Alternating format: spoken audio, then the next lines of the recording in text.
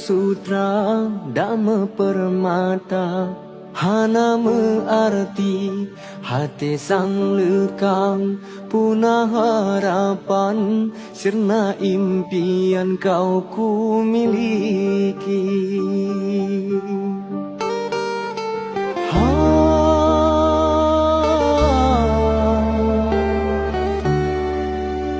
Walau berat hati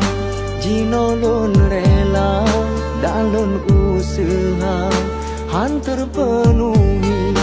urang si dinda hana serta ayangan poma restuhan gebri yang diharapkan yang geidamkan imumcut intan urang dua santri.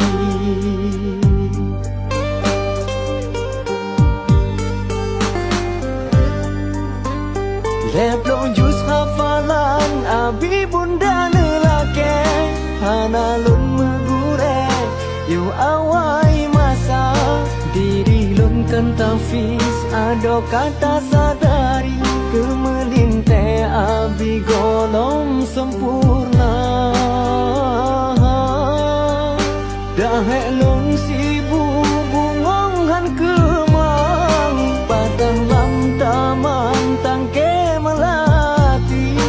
walau lon pupuk dengan berlian hanjut lon regam gasih bau wakti jino kapuna rindu kebanggaan han mungkin lon lawan kehendak abi bunda gasih kehalang anjela mehafalan lepro jus Quran mahar kedinda.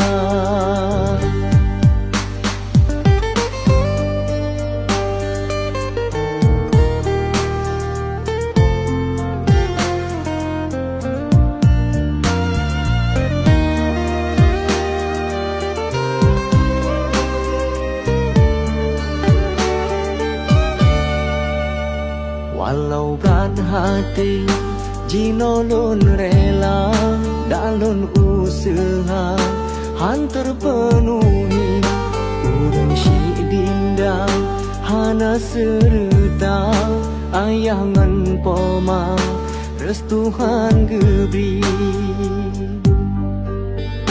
yang diharapkan yang geidamkan imumcut intan urang dua santri.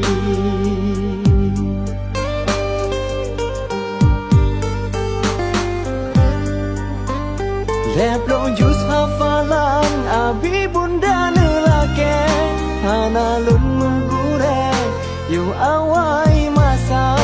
diri lun kan tafis ado kata sadari kemelinte abi golong sempurna dahe lun sibu bungong han kemang patang lam taman tangke melati walau lun pupuk dengan berlian hanjut lun regam gasih bau wakti jino kapuna rindu kebanggaan han mungkin lon lawan kehendak abi bunda gasih kehalang anjela mehafalan lepro jus Quran mahar kedinda. Karena cinta kan saboh perlombaan walau lon pejuang hana le meguna restu ba abi nyan yang tak utamakan bale lon riwayat